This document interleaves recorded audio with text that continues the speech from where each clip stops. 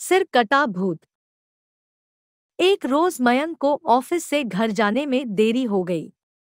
सर्दियों के मौसम में दिन का समय जल्दी बीतता है और शाम होते होते ठंडी भी हो जाती है। मयंक ऑफिस से घर जाने के लिए निकला। मयंक घर के रास्ते पर चला जा रहा था, तभी उसे आवाज सुनाई दी, यहीं रुक जाओ। आवाज सुनकर मयंक वहीं ठहर गया और पीछे मुड़कर चारों तरफ देखने लग गया, लेकिन चारों तरफ कोई नहीं दिखाई दिया। मयंक को फिर से वही आवाज सुनाई दी, सामने देखो।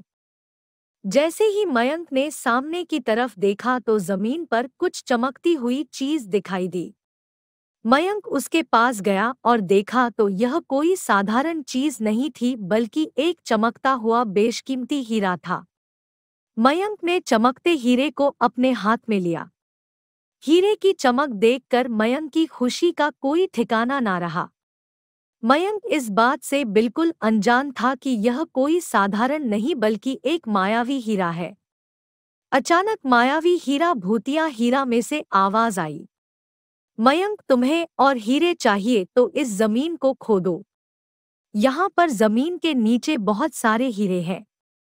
मयंक खुश हो गया और उसने खुशी खुशी मायावी हीरा को अपनी जेब में डाला और जमीन की खुदाई शुरू कर दी। लगभग 2 फीट खुदाई करने के बाद अचानक मयंक डर के मारे चिल्लाने लगा, जिसके कारण उसका संतुलन खो गया और मयंक जमीन पर गिर पड़ा, क्योंकि उस गड्ढे में से चमकते हीरे मोती नहीं बल्कि किसी इंसान का कटा सर था। तभी अचानक इंसान का कटा सर सिर कटा भूत हवा में उड़ने लगा और बोला, डरो मत, मैं तुम्हें कोई हानि नहीं पहुंचाऊंगा। मैं तुम्हें बहुत सारे चमकते बेशकीमती हीरे भी दूंगा। बस मेरी बात को ध्यान से सुनो, मैं जहां जाता हूं वहां मेरे पीछे पीछे चले आओ। जिसके बाद सिर कटा भूत हवा में उड़ा और जंगल की ओर बढ़ने लगा। लगभग 1 किलोमीटर चलने के बाद सिर कटा भूत रुक गया और साथ में मयंक भी रुक गया। फिर इंसान का कटा सर मयंक से बोलता है, इस जमीन में बहुत सारे बेशकीमती हीरे मोती जवाहरात छुपे हुए हैं। ये सुनकर मयंक वहां पर खुदाई करने लगा। खुदाई करने के बाद गड्ढे में जो मिला उसको देखकर मयंक और भी डर गया, क्योंकि वहां हीरे नहीं बल्कि सिर का कटा हुआ धड़ मिला। इंसान का कटा सिर कहता है, अब तुमको एक अंतिम काम करना है, उसके बाद मैं तुम्हें बेशकीमती हीरों से मालामाल कर दूंगा। तुम्हें कहीं से भी एक लोटा खून लाना होगा। मयंक ने कहा, एक लोटा खून? पर मैं एक खून का लोटा कहाँ से लाऊंगा? इंसान का कटा सिर बोला, चलो मेरे साथ। वो डरावना चेहरा मयंक को साथ लेकर थोड़ी दूर गया, जहां उसे एक इंसान को जाते हुए दिखाई देता है।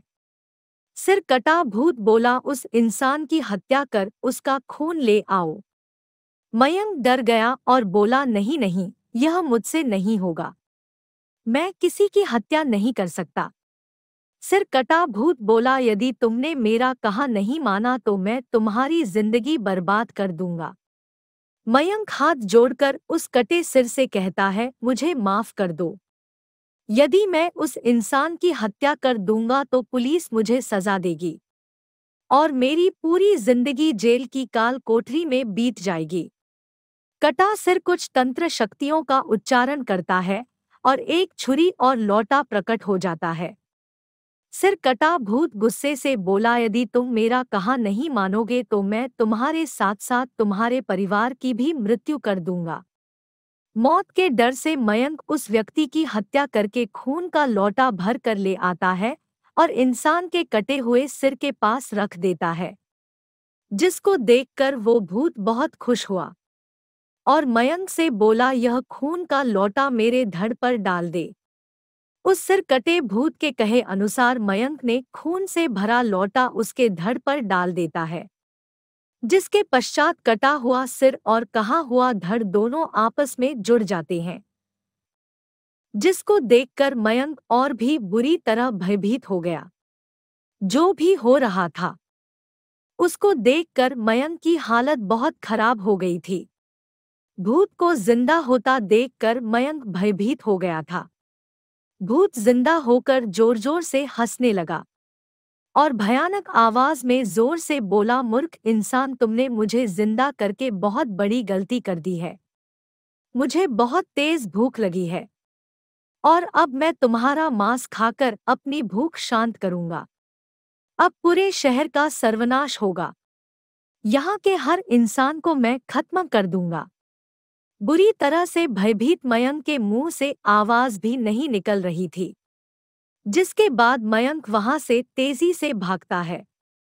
लेकिन भूत ने छलांग लगाकर मयंक को वहीं गिरा दिया और बोला, भागता कहाँ है, अब भूख शांत करेगा, मैं तेरा मांस खाऊंगा।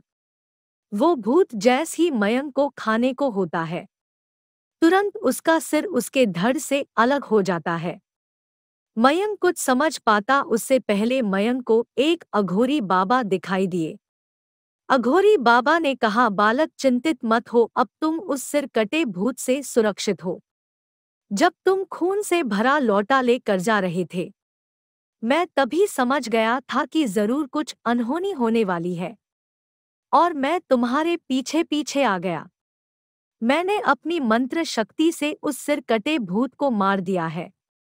अब तुम निश्चिंत होकर अपने घर जाओ।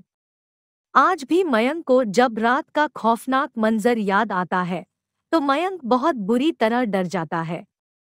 आशा है आपको हमारी कहानी पसंद आई। ऐसी ही अच्छी कहानियों के लिए हमारे चैनल को लाइक और सब्सक्राइब करें। धन्यवाद।